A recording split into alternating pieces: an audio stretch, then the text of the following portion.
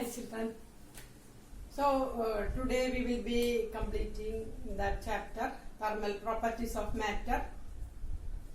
And today I want to discuss calorimetry. What is calorimetry? Calorimetry means a measurement of heat.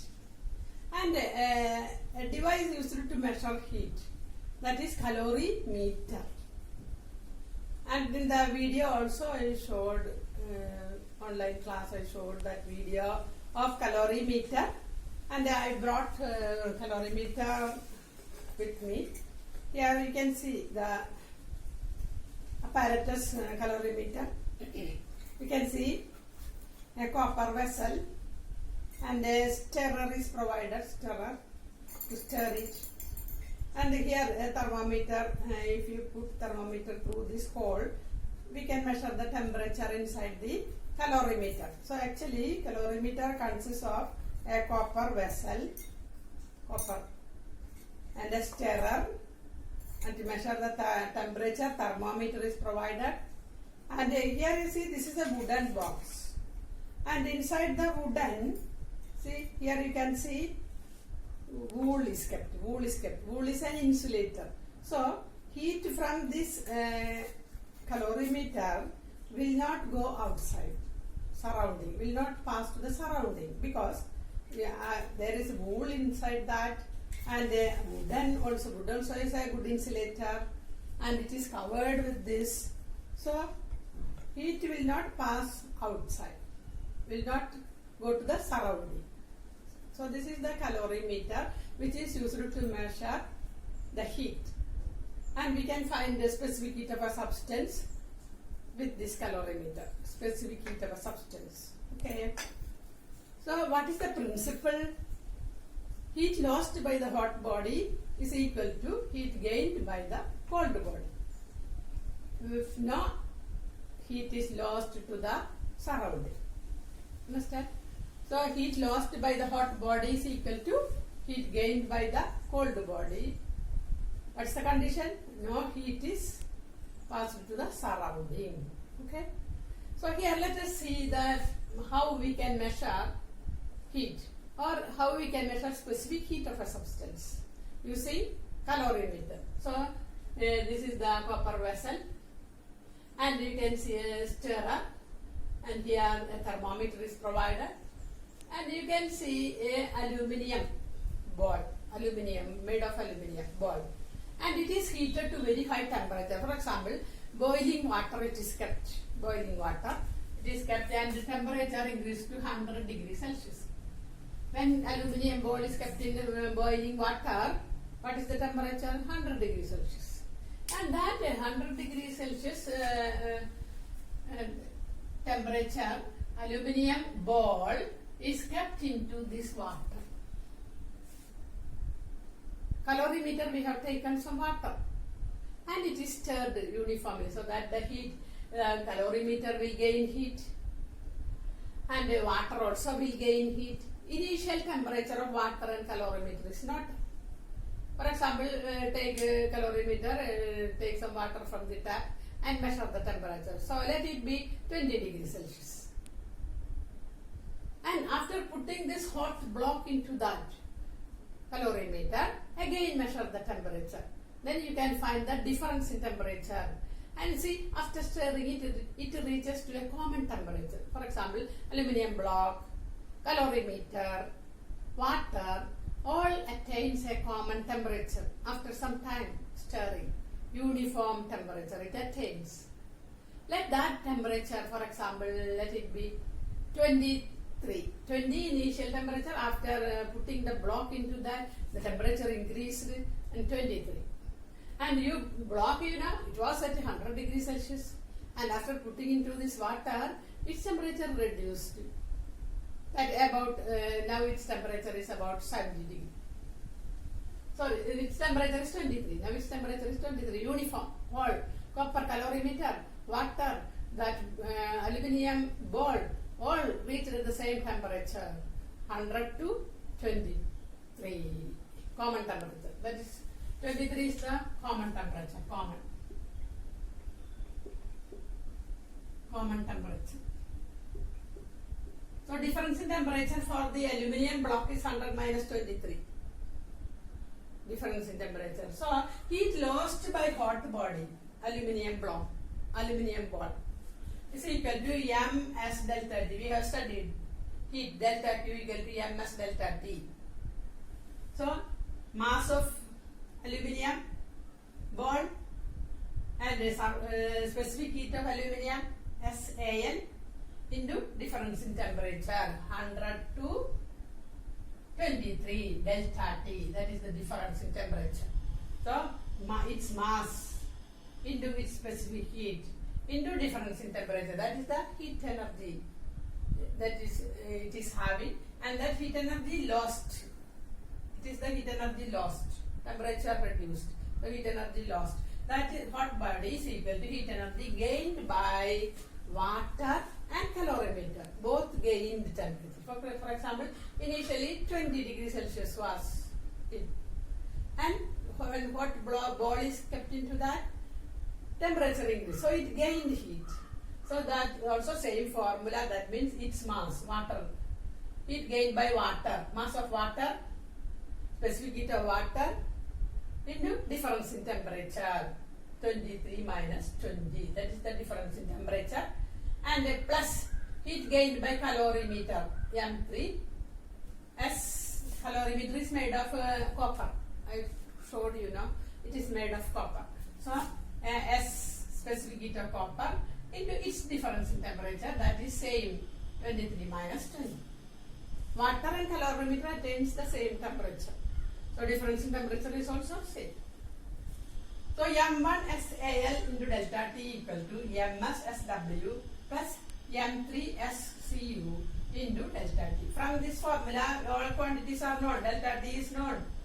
Delta T2 is known. Mass, all the masses are known. Calorimeter, we can find the mass with a balance. Calorimeter, water, we can find the mass. Block, ball, that also we can find the mass.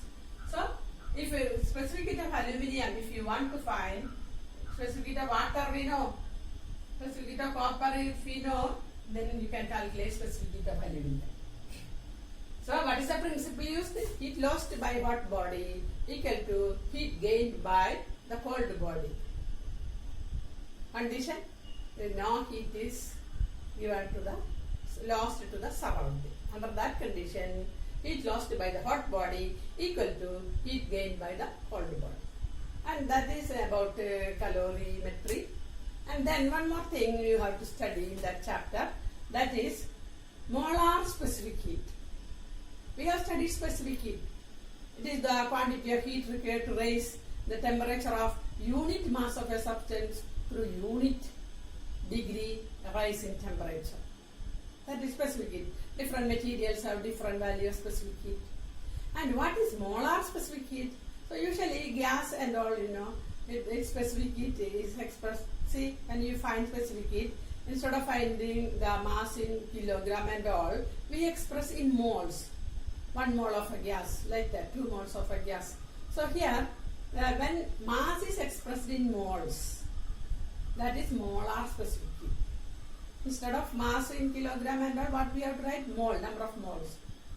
1 mole of a gas, 2 mole of a gas, like that, number of moles. So, what is the change in the equation? We know specific heat S equal to delta Q by M delta T. Then if M is in moles, mass is expressed in moles, then specific heat C, it is represented by molar specific heat C, letter C, equal to delta Q by, instead of M, we write mu. Mu is the number of moles of the gas. Instead of M, we write moles, mu. Moles into delta T. That is molar specific heat. And for a gas, mainly two specific heats are there. Why two specific heat? Because with the pressure changing, the specific heat change. With the specific heat at constant pressure and specific heat at constant volume, two main specific heats are there. Let us see what is specific heat at constant volume.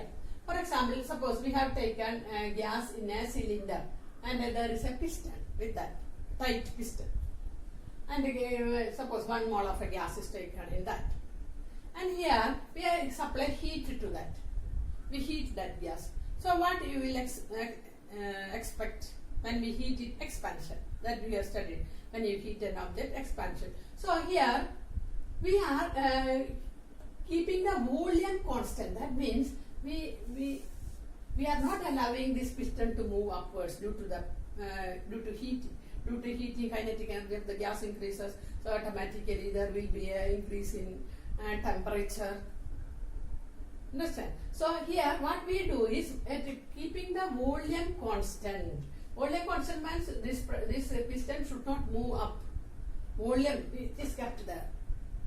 It kept fixed there. Volume we are not allowing to increase.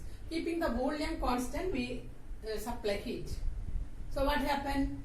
Whatever heat is supplied is utilized for increasing the temperature. Expansion is not taking place. At specified constant volume, keeping the volume constant, we heat the gas.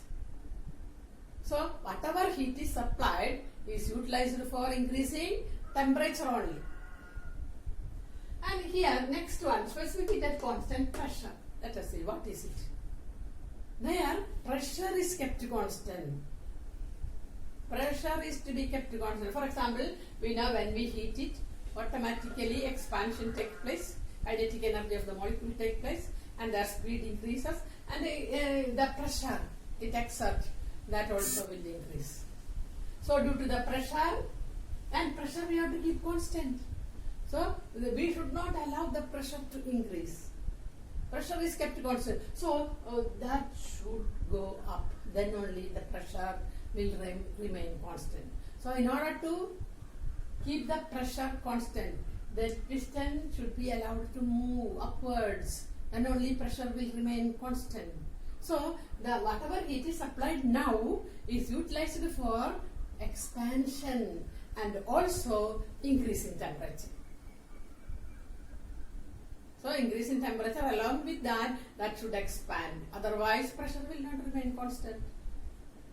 So here, in order to have the same rise in temperature, which need more heat, specific heat at constant volume or specific heat at constant pressure, which case it need more heat. More heat is to be supplied. Which is greater, Cp or Cv? In Cv, whatever heat is given, it is utilized for increasing the temperature only. But in Cp, the heat supplied is utilized for expansion as well as increase in temperature. So if some heat is given, some part of it will go to expansion. For the work is to be done on the piston to move it upwards. So volume increases. Pressure is to be maintained constant. So when we give some heat, the same amount of heat that we have supplied at Cv, with that, the temperature of the gas will not raise to the same value, because some heat is utilized for the expansion of the gas. Clear? So Cp is always greater than Cv. Specific heat at constant pressure is always greater than Cv. And there is a relation between Cp minus Cv equal to R. R is the gas constant. So with that we end that chapter. And in textbook you can see some more part, but actually it is deleted. Heat transfer. That area is deleted. Okay.